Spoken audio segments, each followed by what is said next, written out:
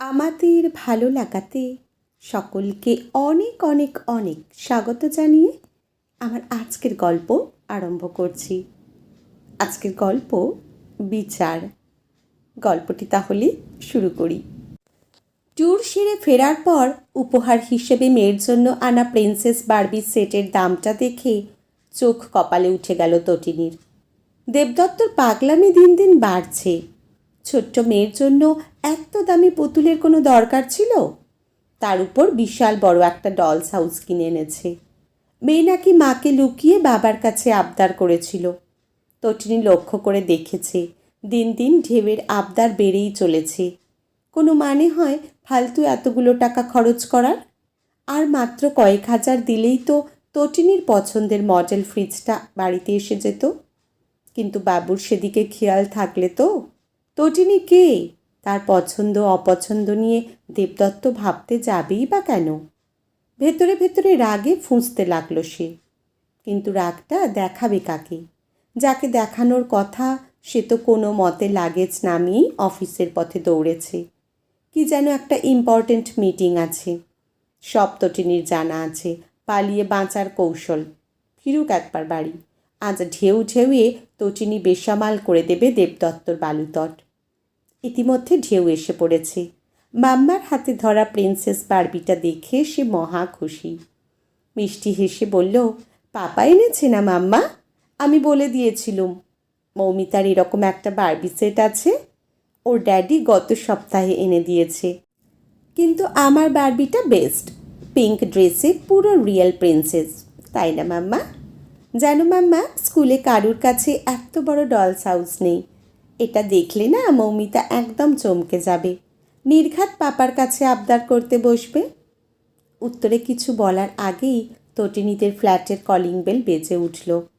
বিকেলের কাজ সারতে লাজবন্তী এসে পড়েছে, সঙ্গে 5 বছরের ছোট্ট মেয়ে হৈমন্তী। মেয়েটাকে দেখে অজান্তেই মুখ কুঁচকে গেল তটিনীর। বড্ড আদেখলা টাইপের মেয়ে। এসে থেকে যাওয়া অবধি ঢেউয়ের জিনিসপত্রের দিকে ড্যাব ডেবিয়ে চেয়ে থাকে। আর তাদের ঢেউটাও হয়েছে তেমনি বোকা। নিজের সব দামি দামি খেলনাগুলো হেমন্তীকে দেখানোর কী দরকার? ও কি অত দামি দামি খেলনার ব্যবহার জানে? কোনো দিন চোখে দেখেছে ওসব? থাকে তো একটা ঝুপড়িতে, ফুটপাতের পুতুল টুতুল নিয়ে খেলে হয়তো। সে নিজেই তো ঢেউয়ের ভাঙাচোরা খেলনাগুলো হৈমন্তীর নাম করে লাজবন্তীকে দিয়ে দেয়। ওসব আবর্জনা ফেলাও তো কম ঝক্কির কাজ নয়। তার চেয়ে লাজবন্তীকে গছিয়ে দেওয়া সহজ। উদারতা দেখানোও হলো, ফেলার ঝামেলাও নিতে হলো না। কত সুবিধে! তবে তটিনী বহুবার বলেছে অত ছোট মেয়েকে নিয়ে কাজে না আসতে। কিন্তু লাজবন্তী শুনলে তো? অত ছোট মেয়েকে একা ঝুবড়িতে রেখে কাজে আসা সম্ভব নয়। মুখের ওপর স্পষ্ট শুনিয়ে দেয়। বিরক্ত তটিনী দেখল ঢেউ হেসে হেসে বার্বিটা দেখাচ্ছে, আর হৈমন্তী মুখে আঙুল পুড়ে ড্যাব ড্যাবের চোখে সেদিকে তাকিয়ে আছে। মনে হচ্ছে চোখ দিয়েই দামি পুতুলটা গিলে নেবে। সবে সে শাসন করতে যাবে এমন সময় কলিং বেলটা শব্দ করে বেজে উঠল। এই ভরা বিকেলে কাজকর্ম ছেড়ে কারা আবার আতিথেয়তা সারতে এলো? শ্বশুরবাড়ির লোকজন হলেই তো চিত্তির। ইচ্ছে থাকুক না থাকুক ঠোঁটে কৃত্রিম হাসি ঝুলিয়ে আপ্যায়ন করতেই হবে। বকতেও পারে বটে লোকগুলো। নেহাত তটিনী অভদ্রতা করতে পারে না, তাই সবই ভাগ্য। আইহোল দিয়ে দরজার বাইরে তাকিয়ে কিন্তু মন ভালো হয়ে গেল তটিনীর। দাদা বৌদি এসেছে, সঙ্গে মিষ্টি তাতাই সোনা। জমিয়ে বসে হাসতে হাসতে দাদা বলল, তাতাইয়ের 2 বছরের বার্থডেটা একটু বড় করে করব বলে ভেবেছি।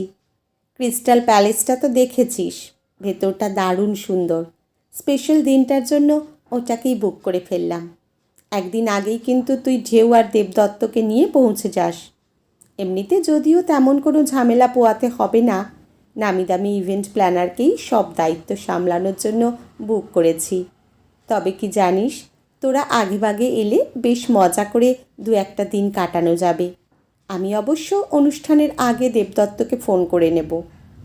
যার জন্মদিন ঘিরে এত আয়োজন সে অবশ্য তখন তার ঢেউ দিদির ঘরে। দুজনে মিলে নতুন বার্বি নিয়ে খেলা চলছে। আধো আধো স্বরে তাতাই বলল, তেষ্টা কি তুন্দর। আমাল এলম দামাতাই। হৈমন্তীও ওদের সঙ্গে যোগ দিয়েছে। হাসি মজায় ছোটদের আড্ডা জমে উঠেছে। ঠান্ডা দুধে বর্নভিটা গুলে তাতাই আর ঢেউকে দিল তটিনী, সঙ্গে চকোলেট পেস্ট্রি, ছোট্ট তাতাইয়ের ফেভারিট। থেবড়ে বসে খাবারগুলোর দিকে হৈমন্তীকে হাঁ করে তাকিয়ে থাকতে দেখে বিরক্ত হলো তটিনী। বেজার মুখে বলল, মায়ের কাছে গিয়ে বসতে পারিস না? সবসময় ঢেউ দিদির ঘরে কেন? এখানে তোর কাজ কি? চোখ ভর্তি টলটলে জল নিয়ে গুটি গুটি পায়ে এক মনে কাজ সারতে থাকা লাজবন্তীর দিকে এগিয়ে গেল হৈমন্তী। সেদিকে তাকিয়ে দেখার সময় কি তটিনীর আছে? সে তখন বড়লোক ভাই ভাজকে আপ্যায়ন করতে ছোট্ট তাতাইয়ের আধো গলার কলকলানি শুনতে ব্যস্ত। বেশ খানিকক্ষণ আড্ডা দিয়ে ছোট্ট তাতাইকে নিয়ে ঢেউয়ের মামা মামি বেরিয়ে গেল। আর তার কিছুক্ষণ পরেই তটিনীর চোখে পড়ল ঢেউয়ের সাধের বারবি উধাও। সমস্ত রাগ গিয়ে পড়ল হৈমন্তীর ওপর। নির্ঘাত ওই মেয়ে নিয়েছে, যেভাবে ড্যাবড্যাবের চোখে দামি পুতুলটার দিকে তাকিয়েছিল। অমন জিনিস কি কখনো চোখে দেখেছে? নির্ঘাত মায়ের ঝোলায় পুড়ে নিয়ে পালিয়েছে। আজ একবার আসুক দেবদত্ত। ওই মা মেয়ের ঝুবড়িতে যদি রাত্রেই না ছুটে গেছে, তবে তারও নাম তটিনী নয়। অকারণেই আজ মায়ের হাতে মার খেল ছোট্ট ঢেউ। কত দাম দিয়ে জিনিসটা কিনে এনেছিল দেবদত্ত। নিজের শখের পুতুল যে সামলাতে পারে না, সে মার খাবে না তো কি খাবে? বাড়ি ফিরে দেবদত্ত দেখল আদুরে মেয়ের গালে তখনও শুকনো জল নিজের প্রতিচ্ছবি এঁকে রেখেছে। সপ্রশ্ন দৃষ্টিতে তটিনীর দিকে তাকাতেই ভীষণ রেগে বলে উঠল, আরও আহ্লাদ দাও। মেয়ে একেবারে মাথায় উঠে নাচুক। অত দামি প্রিন্সেস বারবিটা একবেলাও ঘরে রইল না। দেখ না দেখ, কাজের মেয়ে সেটা বগল দাবা করে নিয়ে চলে গেল। তবু মেয়ের কোনো হেলদোল আছে? এক তো মার খেলো, তবু মুখে একটাই কথা, হৈম নেয়নি মাম্মা, হৈম নেয়নি তো কি? একবেলার মধ্যে পুতুলটা ডানা গজিয়ে উড়ে গেল। শোনো, আমরা এক্ষুনি ওদের ঝুবড়িতে যাব।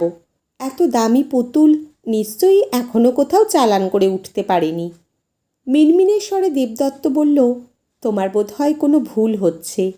আমাদের ফ্ল্যাটে লাজবন্তী এতদিন কাজ করছে, কোনো দিন কিচ্ছুটিতে হাত দিয়েছে? টাকা ফেলে রাখলেও হাতে ধরিয়ে দেয়। একটু ভেবে দেখো তো, বাড়িতে আজ কেউ কি এসেছিল? কি বলতে চাইছো কি তুমি? মুহূর্তে আগুন ঝরে পড়ল তটিনীর কণ্ঠস্বরে। আমার দাদা বৌদি চোর? ওরাই এসেছিল আজ বিকেলে তাতাইকে নিয়ে কুট্টিটার বার্থডে পার্টির জন্য আমাদের ইনভাইট করতে। দাদা কোথায় পার্টি দিচ্ছে জানো? ভাবতে পারবে না, ক্রিস্টাল প্যালেসে। ওরা ওই সামান্য একটা পুতুল চুরি করবে? এমনিতেই অনেকটা সময় নষ্ট হয়েছে।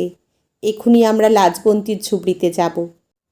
ফালতু দেরি না করে গাড়ি বের করো। কী বা করে দেবদত্ত? বাধ্য হয়েই দরজার দিকে এগিয়ে গেল। সবে দরজা খুলতে যাবে এমন সময় শব্দ করে তটিনীর মোবাইলটা বেজে উঠল। স্ক্রিনে ভেসে ওঠা নামটা দেখে অস্ফুটে তটিনী বলে ফেলল, বৌদি এত রাতে? দামি কিছু ফেলে টেলে গেল নাকি? ফোনটা ধরতেই ও প্রান্ত থেকে লজ্জা মাখা গলা ভেসে এলো, কিছু মনে করো না ভাই, আজ তাতাই একটা বাজে কাজ করে ফেলেছে। না বলে আপন খেয়ালে ঢেউয়ের নতুন বারবিটা আমার ব্যাগে ঢুকিয়ে দিয়েছে। খুব পছন্দ হয়েছিল বোধহয়। ব্যাগ খুলে দেখে তো আমরা দুজনেই অবাক। সঙ্গে সঙ্গে তোমাকে ফোন করছি। তাতাইকে আমরা ভীষণ বকেছি। সে কেবল একটা কথাই বলে চলেছে, আমাল ওরকম তেস্তাই মাম্মা।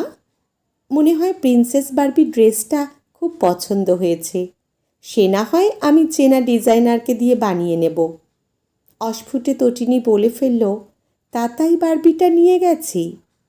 আফসোসের সুরে বলে উঠল বৌদি, সাধের বারবি হারিয়ে ঢেউ নিশ্চয়ই কেঁদে ভাসাচ্ছে। ওকে একটু বুঝিয়ে বলো। সকাল হতেই তোমার দাদা নিজে গিয়ে ঢেউয়ের বারবিটা ওর হাতে পৌঁছে দিয়ে আসবে।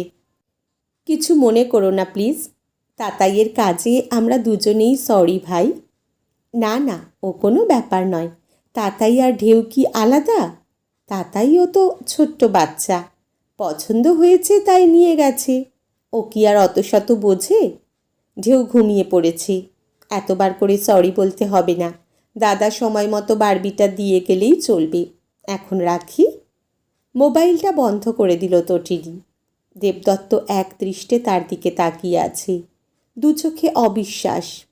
একটা বাচ্চা মেয়ের প্রতি অকারণ অভিযোগের জ্বলন্ত প্রতিচ্ছবি ফুটে উঠেছে সে চোখে।